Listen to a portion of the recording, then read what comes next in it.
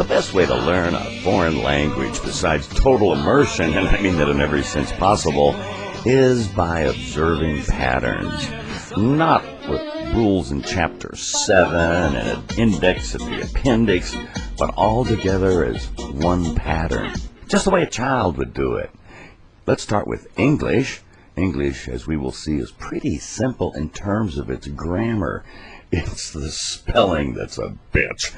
Be that as it may, there is one pattern in English, and that is we will either have an S in the third person noun or in an S in the third person verb. What do I mean? Nouns, things, verbs, actions. You're only going to have one S in one place or the other. It's a parity check. Two is wrong, cars is. None is wrong, car are. Cars is, cars were. That's a grammar pattern for English in the third person. Third person, he, she, it, them. Okay. See what you learned? The first thing we probably should look at is letters of the alphabet. And just as they have some strange ones, so do we to them. There's no W or K or X in Italian. And may have different ways to pronounce them. First thing we'll note that some of them have these diacritical marks, and that may change either the meaning or it may change the pronunciation and may change the stress, and sometimes not at all. Sometimes, especially in German, it was just meant to save space for the printer. That's the double dot, called an umlaut. Then you have the little upward mark. An accent in Spanish does change the stress, whereas in French it doesn't change the pronunciation much. Kind of rare. Then in French you have the one going down, that's grave, and the one going up, aigu. And the one going up is pronounced differently. It's pronounced like a longer sound, usually used in past tense. The next one is that I with a hat on it. You'll see it over the O as well. And that's called a circumflex in French, and usually denotes a missing letter, often an S in the English equivalent words, such as côte, coast, hôte, host. I've counted over 400 of those. Doesn't change the pronunciation. The I with the double dots, that's sometimes found in French, rarely used, but is the origin of what's called the Greek I, which became Y. We'll even see that later. The letters that you see next, the C with a little hook, that's called a cedilla, and always takes the sound of the sound as an S. In fact, you can almost kind of see an S there. The little hat above, inverted on the C, you find in Slavic languages. The N tilde, little squiggly line, is an ñ sound in Spanish. By the way, notice those last three. They never drop the diacritical mark in the capital majuscule letters. The ones we did previously, they're kind of optional. Not shown is the Portuguese O with the little squiggly tilde over it, which represents a missing letter that's almost today not pronounced, an N sound, such as Lisbon, Lisboa. We have letters below that have equivalents for computers and in English.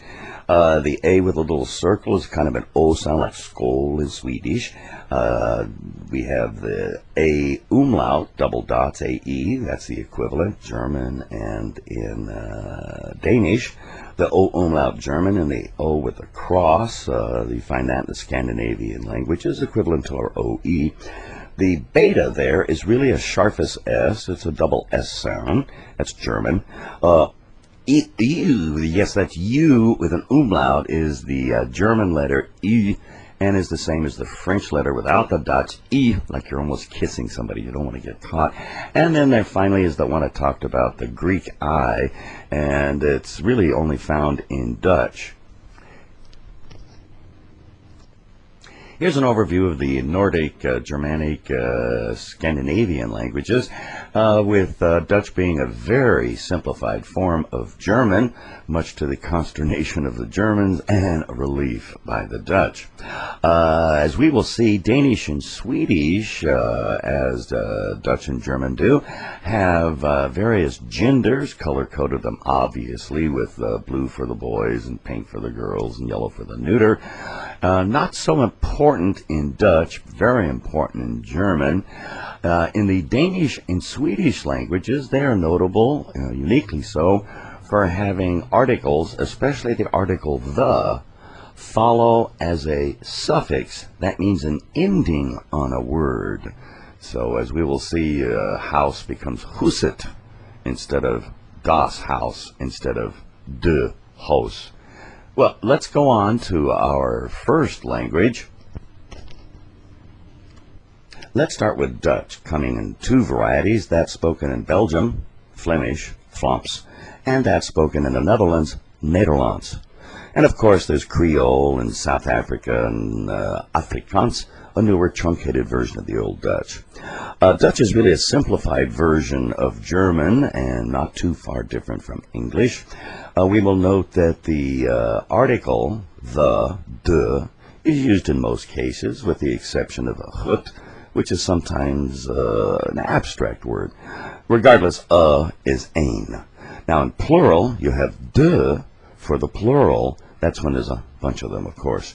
And we have the personal pronouns, ik, and je, or u, if it's formal, and hij and zij, he and she, it is het, and we have wie and sie, like they do formal in German for respect. Word order is much the same as it is in English. Subject is pronoun, noun, and then a verb, and then you have probably a conjunction, and then you have indirect stuff, and the adjectives follow before as in English. Let's see, I, you, he, she, it, first person, ik, je, u, very formal, gij, zij, het. Then you have the plurals, we, you, they, wie, jullie, u, if you like, or zij. Now, the verbs generally follow the same structure regardless, with the plurals taking en. A notable exception is the second person singular. That's when I'm talking to you individually, and that ends in a T. You know, I have, you have would be ik heb, je hebt. I travel, ik reis, je reist. And we travel, wij reizen. Following the conjunctions is typically the indirect stuff, and so I, you, he, she, it. Well, that's of course me, you, him, her, it, and that mij, jou, hem, haar, het. With us and them as ons and geen. Let's do some very simple ones, remembering that this is just a pattern for learning the language. Ik wil eten. I want to eat. Mag ik eten? May I eat? Waar is de spoorweg? Where is the railway? Dat smaakt lekker. That tastes good. Goedemiddag, good day. Tot ziens, till I see you again. Tot straks, until shortly. Dank u, thank you. Bedankt, thanks. Dankjewel, thank you very much, very formal. The numbers, like German, are done in reverse order between 20 and 90. So you would have 31, 1 and 30. 42, 2 and 40. 50, 50. 60, 70, 80 en ook 90. 90. Ik hoop dat deze veel beter voor jou Nederlands leren. I hope this is going to be better for you to help learn Dutch. Tot ziens!